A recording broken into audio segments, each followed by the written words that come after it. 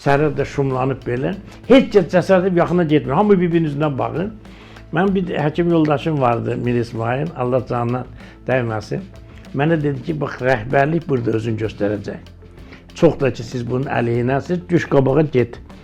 Zaur Qəriboğlu'nun təqdimatında Reaksiya TV-nin efirində yayımlanan siyasi reaksiya verilişinin qonağı olan ADP sədri Sərdar Cəlaloğlu bir sıra tarixi mühüm məqamlardan bəhs edib. Xalq hərəkatının keçmiş günlərini xatırladan Sərdar Cəlaloğlu həm də bir sıra gizli qalan məsələlərə aydınlıq gətirməyə çalışıb. Hətta bir anlıq o günlərə qayıtdığını hiss edən partiya sədri keçirdiyi həyəcanları təkrar yaşayıb. Həmin görüntüləri təqdim edirik. Sərdar bəy, biz həm də indi tarixi bir günün də il dönümündə yaşayırıq. 36 il bundan qabaq Naxçıvanda o sərhədlərin qaldırılması ilə bağlı, belə 1989-cu ildə Azərbaycanda xüsusən də Naxçıvanın İranla sərhədində baş verən sərhədlərin sökülməsi hadisəsi ki, siz o hadisələrin şahidisiniz. Məncə, doğru mu deyirəm? İştirakçısınız. Ona görə istəyərdim o hadisələri xatırlayaq və o günləri necə xatırlayırsınız? Oradan davam edək, sonra digər məsələləri müzakirə edərik. Biz də o hadisələrdən cəmsiz bir il keçmədi, Azərbaycan müstəqil əldə etdi. Yəni, faktik olaraq SSR-nin dağılması, ucqar xalqların SSR-dən ayrılması haqqında proseslər yüksələn xətt üzrə inkişaf edir. Çünki bir tərəfdən SSR-də olan 70-ci illərdə başlamış iqtisadi böhranın aradan qaldırmaq üçün heç bir imkan yox idi SSR-in. O tərəfdən Qərb də SSR-ni demontaj eləmək istəyirdi ki, SSR-i sıradan çıxsın. O cümlədən dünyada da xalqlar hamısı aktivləşmişdi. Bizim kimi xalqların qarşısında iki problem dururdu. Bir, tutaq ki, müstəqillik, iki, birləşmək problemi. Bilirsiniz, Avropada bizdən qabaq bəzi proseslər oldu. Yəni, Şərqi Avropa ölkələri SSR-in nəzarətindən birinci çıxdılar. Ona görə Polşa, Bolqarıstan, Çexoslovakiya, Yugoslaviyadakı hadisələr SSR-in dağılmasından qabaq sosialist legionun dağılmasına gətirib çıxardı və bunun kulminasiya nöqtəsi Berlin divarlarının götürülməsi oldu. Çünki 2-ci Dünya müharibəsinin nəticələrinə görə Almaniya 4 yerə bölünmüşdü müttəfiqlər arasında. Onun bir payı SSR-yə düşmüşdü, 3 payı Amerikaya, Fransaya və İngiltərəyə. Sonradan onlar öz arasında razılaşdılar, öz paylarını birləşdirdilər və Qərbi Federativ Alman dövləti yaratdılar. Şərqdə isə Sovet hökumətinin nəzarəti altında Sovet Alman dövləti vardı, Alman Federativ Respublikası var, Demokratik Respublikası var idi. Hadisələr həm də o Şərqi Almaniyada demək olar ki, çox ciddi bir vüsət aldı və o Berlin divarlarının yıxılması məsələsi gündəmə gəldi. Almanlar o divarı yıxmaqla birləşmək arzularını bütün dünyaya elan etdilər və qısa müddətdən sonra Almaniya birləşdi. Təbii ki, bu cürət dünyada parçalanmış xalqlar çox azdır. Onun biri tutaq ki, Şimali Koreyadır, iki yerə bölünüb Cənub və Şimali Koreya. Biri Almaniya idi və belə ciddi bölünmüş dövlətlərdən də biri, yəni dövlət, xalq və dövlət bölünüb, amma müxtəlif rejimlərdə yaşayır. Biri də Azərbaycandır ki, bir tərəfində İran, o feodal rejimi mövcududur, faşist şovinistlərin rəhbəri altında, o tərəfdə isə kommunist Sovetlərin əlində olan Şimal Azərbaycan vardı. Təbii ki, belə vaxtda o Almaniyada divarların sökülməsi bizdə də müəyyən birləşmək arzularını daha qabarıq şəkildə ifadə edir. Əslində, bu məsələnin görünən tərəfidir. Görünməyən tərəfi nədən ibarət idi? Bilirsiniz, Sovet hökuməti son illərdə Azərbaycandan silahları yığmışdı, ermənilər silahlanmışdı. Ermənilərin əsas Azərbaycanın iki ərazisində iddiası vardı, Qarabağ və Naxçıvan. Hətta Qarabağda bu prosesi başlamamışdan qabaq, onlar belə hesab edir ki, birinci Naxçıvandan başlamaq lazım. Sonra fikirləşdilər ki, Naxçıvanda erməni yoxdur, ona görə bu hadisəni Naxçıvanda daxildən törətmək mümkün deyil. Belə qərar edir ki, Qarabağda başlasınlar, Qarabağı qopardandan sonra artıq Naxçıvanı qopartmaq bunlar üçün bir problem olmayacaq. Ona görə də Qarabağla Naxçıvan məsələsi eyni təhlükəli məsələdir, ermənilərin qopartmaq istədiyi. Bu baxımdan bizim özümüzün də sərhədlərin bütün qalması bizə mane olurdu, müəyyən silahlanmağımıza mane olurdu, müəyyən əlaqələrin yaranmasına mane olurdu. Ona görə də o 89-cu ilin ortalarından başlayaraq artıq belə şüarlar meydana çıxırdı ki, hökumət SSR-i bizə lazım olan təhlükəsizliyə təminat verməlidir, Naxçıvanın işğalının qarşılanmaq üçün konkret addımlar atılmalıdır. Belə olmasa biz sərhədləri sökəcəyik, belə olmasa biz müstəqil eləyəcəyik. Bilirsiniz, o sərhəd hadisəsindən 18 gündən sonra Naxçıvanın müstəqilliyi elan edildi. Yəqin 5-də də o barədə istəsiz danışarıq ya da o hadisələrin ərəfəsində. Və artıq meydanlarda sərhəd hadisəsi deyilən, hərəkatı deyilən bir hərəkət başladı. Məsələn, ən maraqlı məsələlərdən biri o idi ki, Ermənistan sərhədi, Naxçıvan sərhədi boyu dəmir yolu, hardasa bir 130-140 kilometrlik orada yol var. O yol boyu canlı insanlardan canlı zəncir təşkil olunur. Yəni Naxçıvan cəmaəti hamısı getdi şeyin qırağına, dəmir yolun qırağına, həmin sərhədin yanından keçirdi dəmir yolu. Canlı belə bir insan səddi yaratdılar. Bundan da həmin deməli sərhəd məsələsinə bir yeni etapı başlatdılar. Sonra bizim cəbhəçilər həmin sərhədin müxtəlif yerlərində çadırlar qurdular. Yəni artıq yavaş-yavaş sərhədin götürülməsi, sərhədin aradan qaldırılması ilə bağlı proses radikal bir istiqamətdə inkişaf edildi. Mən açığı demək istəyirəm ki, mən eyni zamanda mənlə bərabər bəzi dostlarım da var. Ad çəkməyəcəm, çünki bəzi adamlar keçmiş hadisələrə mövqeyindən belə düşünür ki, bugün desəm deyərlər bu adam belədir. Mən şəxsən sərhədin açılmasının əleyhinədir. Bu şəkildə açılmasının əleyhinədir. Bəli. Niyə görə? Azərbaycanda belə bir şey vardı. Bizim dostlarımızın çoxu heç rusca bilmirdilər, çoxusu da ümumiyyətlə elmi şəkildə bir siyasətlə maraqlanmırdı. Mən özüm bilirdim ki, deməli Almatada SSR prokurorların bir iclası keçirilib, hardasa oktyabr ayında. Həmin iclasda qərar qəbul edilib ki, Helsinki, axı SSR Helsinkinin üzvü deyildi. SSR Brejnev vaxtında Helsinki komissiyasının üzvü oldu.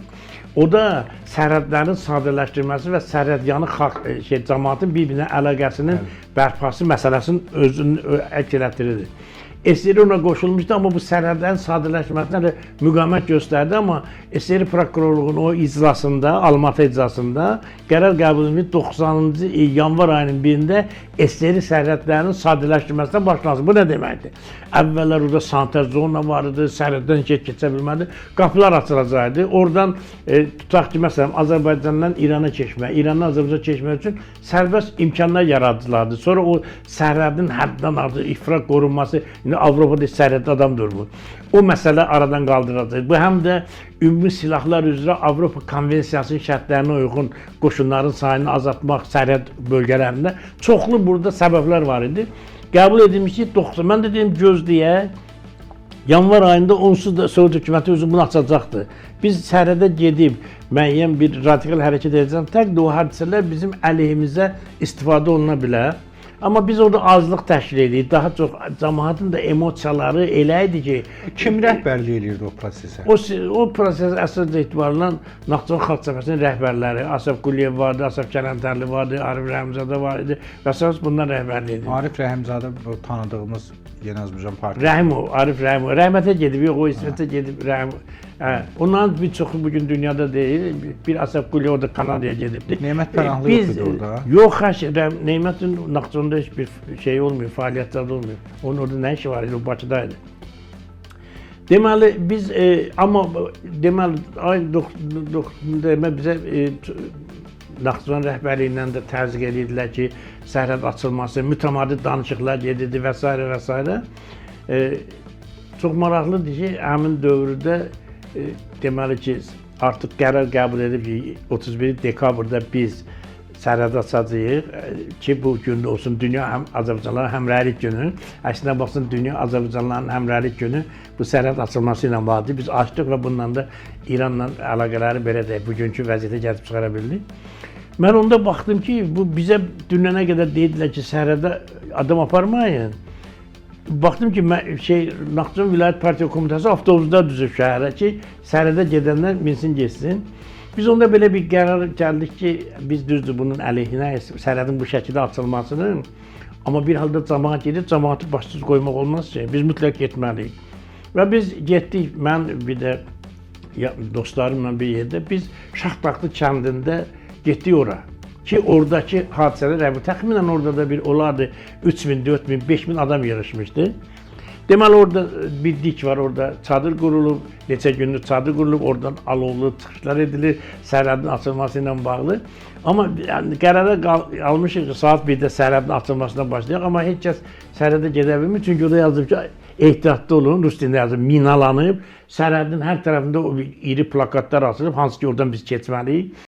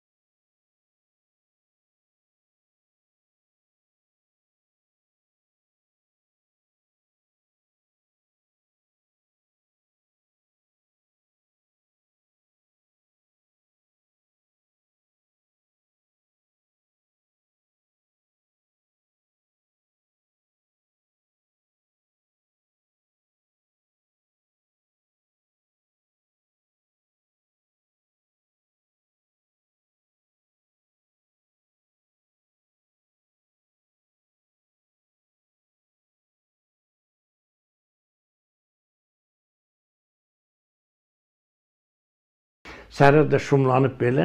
Heç kəs cəsarət edib yaxına getmir. Hamı bir-birinin üzündən baxır. Mənim bir həkim yoldaşım vardı, Mir İsmail, Allah canına dəyməsin. Mənə dedi ki, bax, rəhbərlik burada özünü göstərəcək. Çox da ki, siz bunun əleyhinəsiz, düş qabağa get. Mən dedim, mən bir dönəcə gedərəm orada, ölərəm, eləyərəm. Dedi ki, nə olursun, getməzsən də, cəmaət baxır və meydanlarda çıxıb cəmaətin qabağına alı çıxışlar eləmək asaddır. Mən təkəm, o videosu var indi. Yəni mən özümdə saxlamışam o videonu. Orada iştirak edən dostlarımız da bilir. Bəlkə onu bizə də təqdim eləyəsiniz. Mən yaxınlaşdım şeyə. Arxivə baxın mütləq. Məndə ancaq o şeydə də video magnitofon letlərindədir. Mən yaxınlaşdım o sərhədə. İndi mən sərhədi necə aça bilərəm? Simlərdir belə, neçə qat simlərdir. Birdən bir nəfər də cavan oğlan o yuxarıdan qaça-qaça gəldi mənim yanıma. Mənə belə bir əskər silahı şey verdi, xəncəli. Mən əksinə baxsan əskərdə olmamışam. Ştiknoz. Mən əskərdə olmamışam, bunun nə olduğunu bilmirəm. Dedim, bunu nə edirəm? Açdı belə mənim yanında o bıçaqla qabını belədim. Gördüm, o qayıtsam ələcənli. Bir dənəsini kəsdim simin, ikisini kəsdim, üçünü kəsdim. Orada bir 10 dənə belə tikanlı məftillərdi. Belə bir simlər kəsilən kimi getdilər qırağa, belə bir balaca bir yer açıldı. Elə gördüm tabii təhlükəli bir şey yoxdur. Ayağımı qoydum o şumlanmış hissəyə. O sərhədin deməli müxtəlif zonaları var da. Bəli. Ayağımı qoydum ora. Birinci adım, ikinci adım atanda ayağımın altından nəsə bir alovlu şey çıxdı. Belə çox ətürpədici çaç çıxdı. Mən dedim, yəqin düşdüm, mini öldüm. Bəli. Ayaq üstə öldüm. Təsəvvür edin, o qədər qorxdum. Birdən o həmin həkim dostum gəldi, o əsgərdir, o sən demə o bilir. Gəldi mənə dedi, bu siqnal minasıdır, raketlərdir, qorxma, bu mina deyil. Elə bir ki, ayaq orqanında raket qalxır, səs çıxar, həm də işıqlanır ki, sərhədçilər bilsin ki, sərhəd pozulur. Ondan sonra cəmaət töküldülər, o sərhəd boyu başladılar dağıtmağa. O yüzden də Cənubi Azərbaycanlılar gəlmiş, çox adamın qohumunu tapdı. Deməli, o vaxtı sərhəd olmamışdan qabaq gedib o kəndə arvad veriblər, o qız alıblar. Bu deyə filan gəlsə, mənim bir dostum vardı, meydan, onun bir bibisi vardı, Qəmli Teli. O qədər ağlayırmış ki, gəlib oturmuş Cənubi Azərbaycana, ona ərə veribmişlər Cənubi Azərbaycana, gəlib oturmuş o təpədən baxırmış, bu bibisi kəndə bu tərəfdə. Bir qohum qardaşını görə bilmir, ölüb gedib var. Onun adını Cənubi Azərbaycan, o kəndin cəmaatı Qəmli Telli deyirdi. Deyir ki, o qadın ölənə qədər ağlayırdı. Gəldi oturdu arazın qırağında, öz atası, anası, qardaşı, bacamcı qaldı. Çox böyük bir faciədir. Yəni çoxlu adamlar ailələrini tapdılar, onu elədilər, bunu elədilər. Mən orada bir epizod deyim. Orada mən gedəndə baxdım ki, bütün sərhəd simləri dağılıb, yandırılıb, aşıq, nə bilim, musiqi çalır, arvad, uşaq, hamı bayram eləyir. Baxdım, gördüm, 2 dənə dirəyin arasında simləri əl dəyməyib. Mən dedim, bu niyə saxlayırlar? Düz elə o çadırdan biraz aşağıda. Dedilər ki, bəs bəy gəlib, deyib ki, mənə saxlan, gəlin mən kəsdim. Dedim, bəy kimdir? Deyir ki, Neymət gələcək, bunları kəsəcək. Deməli, bu, haradasa saat 12-dən başladı bu proses. Saat səhv eləmsə 3-dür, 4-dür. Neymət Bakıdan gəldi, o simləri, o Pioner Sarayının letlərini kəsən kimi o simləri kəsmişdi deyəsən. Çünki o da videosu var, o simləri kəsməyin şeyi. Amma ona qədər artıq bütün Naxçıvanda sərhədlər dağıdılmışdı. Hətta Ordubadda əskərlər özləri o sərhədin dağıdılması ilə bağlı iştirak edirdi.